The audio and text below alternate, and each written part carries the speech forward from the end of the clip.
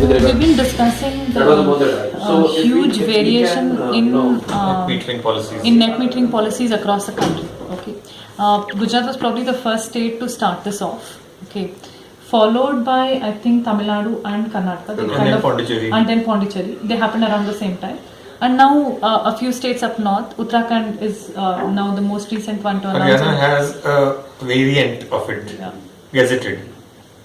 They don't know how to implement it, but exactly. It's in the gazette. None of them knew how to implement it. When the policy came what does it mean? Even? What does it mean? Nobody had a clue. Okay, so you had people who are installing solar panels on their roof, demanding net meters. You had power companies saying, "Oh, this just doesn't work." And you had everybody claiming, okay, we are doing this, we are doing that, but in the end, it was just next to impossible to supply power back to the grid. Okay, so in a few places where this problem has been cracked, it's been because of persistent, insanely obsessed individuals who gave up everything else for 3 or 4 years and just pursued this. Okay, there's a larger theory of prosumers, people who produce electricity as well as consume it. And essentially the initial myths in electrical engineering were broken in Denmark, which reached the first nation status to have 1 million home producers of electricity, and as small as 100 watts. So you put up a panel, you want to on a certain time that you're not at home, send it to the grid, you can. In India, we seem to have, where there's no policy at all, like UP, the deal is, you put up your solar panel, your problem. Therefore, you need batteries, or you need a very small system which is solarized so that your house load is always that much, even at times when nobody is inside, and you're not really burning up the unused electricity as heat or something silly like that. So that's one level. The next level comes when you're allowed to shed into the grid. This was for many years seen by the grid managers as not feasible. Serious grid managers, people who would have known better. I've been watching this movement since the 1980s. They said this will destabilize the grid because there's a sine wave matching that has to be done, and there is a phase matching that has to be done, and so on. And this is not going to work. And if you start putting too many people into the grid like this, you will have breakdowns or brownouts and all kinds of problems. That myth was, as I said, broken by Denmark. I'm not sure whether it's caused by better electronics, making the grid smarter. Literally, this is what a smart grid does. Or whether we've got better synchronizing devices. But whatever it is, I think today the technical issues, up to 50% renewable input, is not questioned by almost anybody. Why 50%? Because it is believed that if you go above 50%, you can make the grid infirm. Meaning that you will get too much when it's windy, too much when it's sunny, and nothing at all at other times. So then the grid can truly have a problem. Now, even that myth has been broken by a number of new mathematicians, electrical engineers, who are trying to form algorithms of how that can be done, even in national grids. I think technologically that is proven enough, and 50% is a long way to go for India. So, I mean, even if 50% is a technical limit, it still doesn't prohibit hundreds of millions of Indian prosumers from existing in this place, especially if they are small producers like 100, 200 watts each. By the way, the average Indian today consumes about 200 watts of electricity all the time. So the equivalent panel that everybody might need to put up on their roofs is about 2.5 times that much. So say 500, 600 kVA, VA is what they need to put up to compensate for what they consume. So what would be the size in square feet? Oh, that would be 50 square feet. Okay. That much roof everybody has. Okay. No, area is never a problem actually in photovoltaics. The area of a very small square kilometers in the Thar desert can produce what India consumes. Okay. Something like 10 kilometers into 10 kilometers. What is the total consumption? You can't do that much. It's not. What is the total consumption in the country? Bedside lamps. What is the total consumption in the country? Like that. Multiply 200 watts by the population of India and you'll get the power consumption, and that into 24 will give you the consumption of the country. We are today, I believe, something like less than 1 kilowatt society. Yeah. and I don't know what that translates to in numbers. So we're slightly always- over 100 gigawatts or something like must that, be, right? That's slightly over that. But you're talking 150. power and she's talking energy, and Yeah, so yeah, that tricky. I'm talking about what we consume. yeah. And we are talking only electrical. Actually, 80% of our consumption is non-electrical. The clothes you wear are composed of embodied energy, which came mostly as heat, or many others, and so on. Or the food that you eat has chemical and electrical energy, which is not electrical, chemical and other forms of energy. Anyway, so the second part is that when you produce electricity, you feed it to the grid, not expecting any monetary return. That you can imagine that a lot of Indian grid managers find that a lovely concept. Because, the benefit that you get, of course, is that you don't have to invest in batteries, which are not very long lived, have to be replaced over a period of time, and so on and so forth. And not eco-friendly anyway. Not eco-friendly also, and so on. The third level is which most people believe that the Indian grids will settle on, is called net metering, which means that when you produce and give it to the grid, normally you would produce first, give it to your own establishment, and only then give the excess to the grid. That allows you to invest in a larger panel, right? Otherwise, you would tend to invest in a smaller panel, saying that I don't want to give to the grid free of cost. So when you can invest in a larger panel, you feed to the grid, the meter runs both ways. In Pondicherry, for example, they give you at par. Meaning for every kilowatt you consume, you can subtract 1 kilowatt that you produce. So you pay for the difference. You're not allowed to have a negative balance. That means they don't want They won't pay you. They won't pay you. But she says that in Bangalore even that's not true. So in Bangalore, So- you get paid for the extra units that you generate at 9.74 rupees a I unit. come to that. That's called a feed-in tariff. That's Yeah, the feed-in next tariff. level. Yeah. So, well, it's just as well that the grid manager, I don't want to be standing in line trying to get a reimbursement from Haryana Bijli Vitran in sector 23. Because I'm not sure that will ever come to me, so I'm okay with that. So what they say in Pondicherry is that you can't produce more than 90% of what you consume. So you still have to pay some amount. So you have to pay something always. That's not ridiculous. bad. That's a bit ridiculous. That's a bit ridiculous too. I mean, But it's not bad. It's an intermediate technology which allows the bureaucrats to feel that they're in power enough to reduce the technical consumption of India. It's not bad if your electricity bill was $1,000 earlier, now $100.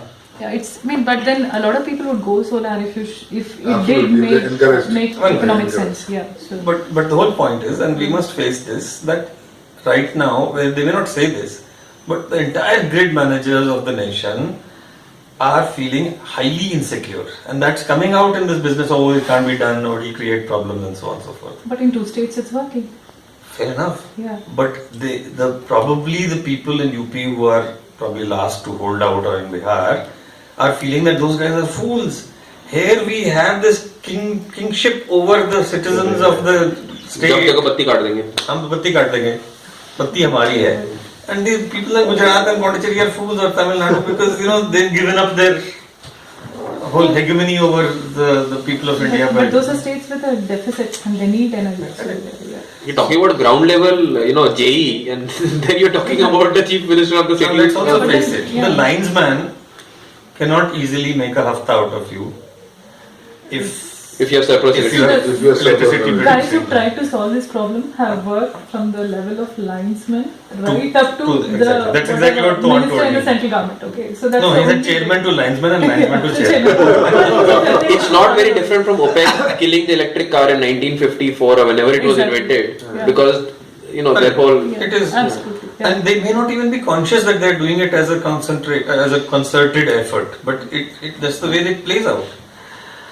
The next level of payment is when they give a fixed price. Now, for many years, in fact, this is before this level that I talked about, before net metering, for many years, grid manager argued that since NTPC gives them bulk power at 1.3 rupees, we will pay for solar electricity at 1.3 rupees. Because at the end of the day, we're getting electricity. Respect to why we're getting electricity. Yeah. That was How you wrapped made up in it the is not, It's not our fault. Farooq Abdullah copied a German law called the feed-in tariff law and did it killed it. In any case, that doesn't apply now because NTPC is unable to give it at a very competitive price. It's the last one which is still competing, but already oil-based electricity is more expensive than solar.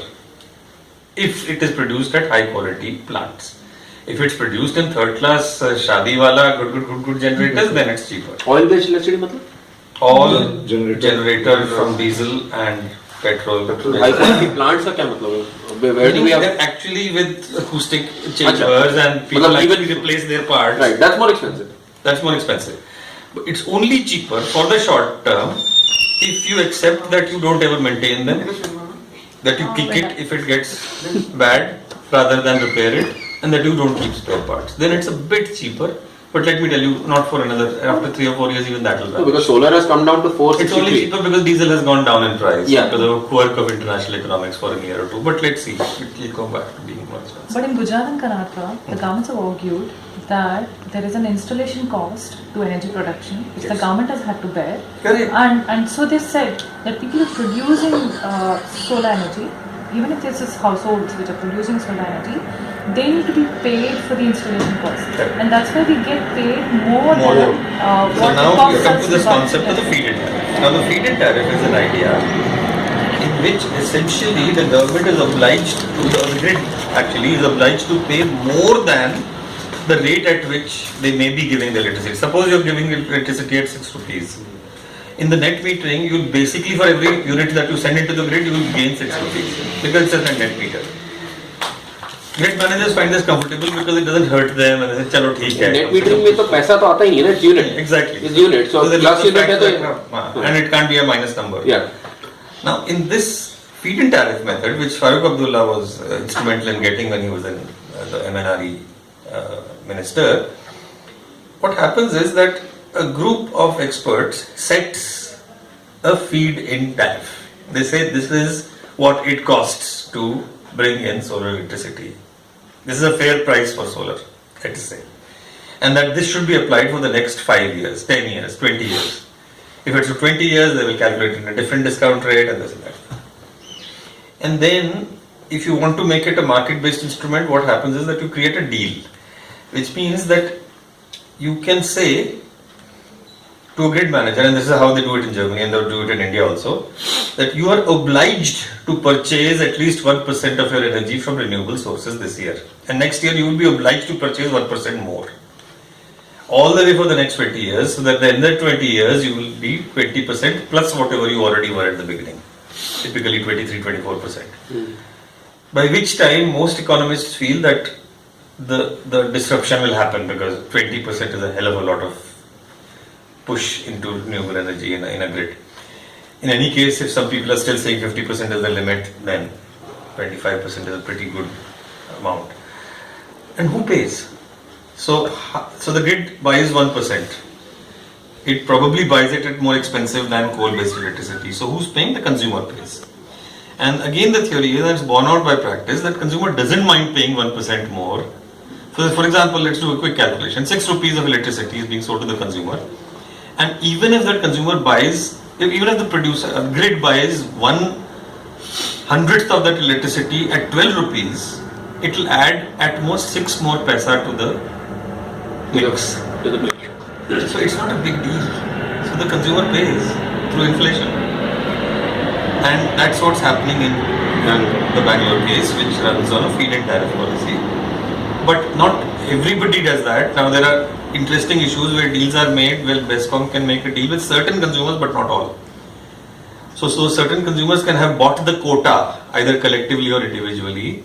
Because remember, if it's a 1% quota, then it can be distributed like a short supply item. It's like the TRI spectrum. Yeah, Yeah, So you got like they a would spectrum, announce not something everybody like can. that. So there's a limit. Yeah. And that is the feed-in tariff policy. And then there are other interesting instruments like when you're producing them on large scale, then you can auction for the rights. So for example, when you want to produce, for this you have to give earnest money like 5 crores. But if you want, you can choose to sit in on an auction which happens now every year, every 6 month actually, and bid for the price you will charge for supplying electricity at bulk through your own solar farm. So then you are obliged to go ahead and buy the land and put in the collectors and the infrastructure and transform the electricity from DC to AC and from Basically connected, give a volts connection to the grid. 96 volts to not just 220 volts but to not even to 415 volts but to 132 kV. KV.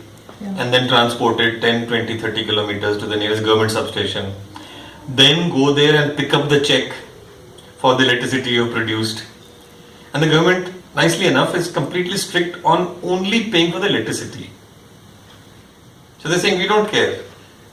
You may say there was less sun, more sun, nothing. We are paying you for the electricity. And this is what we'll pay you for the electricity. Now, there obviously, you're trying to collect money from the government, there may be some elements of corruption there. And other issues.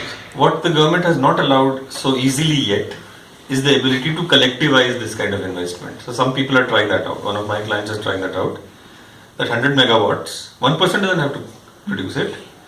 Not even as shares in the company, a limited company, but actually you can have like a real estate of multiple plots. And what this person is trying out is that I will not even put up 1 watt of my own electricity. I will focus on the land, development of that line, maintaining that uploading, transformation, the electronics and the electrical switchgear, and training sufficient manpower to clean the collectors. And I will charge you like a landlord, and you are my tenant. You put up your collectors. The government doesn't want that. But hasn't that been discussed for Delhi in terms of Yes, this it has. But the government is not comfortable with it because they feel that if these producers of power do it on their own land, there is somehow greater security. Which is kind of true also, given the amount of dhandlebazi that goes on in these games. Who knows what the government will be lumped with suddenly, with a non-performing asset or something like that, if they accept it. And the tenancy landlord dispute. Exactly. You're not letting me go away, etc. So the government is not yet comfortable, but this depends on how things pan out. So there are all these flavors of solar and, for that matter, wind-based energy production. And I think the most popular one will probably be NetMetering, but even that is not well implemented in Gurgaon. Currently, what I feel is implemented is that with some difficulty, you can convince a linesman to allow yourself a two-way meter, which is not a net meter, which means that you pay for the electricity you consume, but you get paid nothing for the electricity you produce. And the only benefit you have of the two-way meter is that if you didn't have a two-way meter, you would have to find a dummy load to shed that extra electricity into. Like a heat, something that produces heat or something that produces light in a dummy way whenever you have too much electricity. So I just wanted to add, as somewhat of a so-called biodiversity expert of sorts, that a lot of the wind farms and proposed solar farms are coming up in places of very high biodiversity value. Okay, and we have very little of such land in the country, less than 1% or 2% of our area, which has very rich biodiversity value. And somehow each time there's a proposal that comes for clearance, it goes to where the last bustard is sitting or the last lion is sitting or whatever. And we don't seem to have any other land in the country for these projects. And, even in Pokhran, I've seen the in North the Karnataka, Western Pokhran, Ghats, and the Western Ghats is the hot North spot. Karnataka, West Maharashtra, wherever And the wind farms have come up. My reading on this, Soumya, is that Western Ghats are the places which are of maximum demand. So actually a lot of investors want to invest in the Western Ghats. A lot of people live there. A lot of people are consumers who live there. I agree, but then there are places in the Western Ghats and there are places in the Western Ghats. Most of the Western Ghats is with people. I mean, there's very little of the Ghats which is actually... And because it is such a biodiversity hotspot, if there's any commercial eye which falls on it, it's 90% of the time it's bound to fall on very little land in the Western Ghats which is actually of biodiversity value. No, I agree. What I'm saying is, there are also very large amounts of solar farming going on in coastal Tamil Nadu, in northern Karnataka for solar, and in Pokhran for solar again. Yeah, but coastal Tamil Nadu is not in the Ghats. But That's it's not the Ghats, it's the wind farms. So, that's true. What we've tried to do in Pokhran, however, is to keep the dust down. We've planned a 100 megawatt facility in a way that in the shadow of the collectors you should be able to use the drip water from the cleaning to grow aloe vera or something, Some kind of, yeah. some secondary plant and keep down the dust. So not that that's biodiversity, it's very monocultural, but still it's something. Something is better than nothing.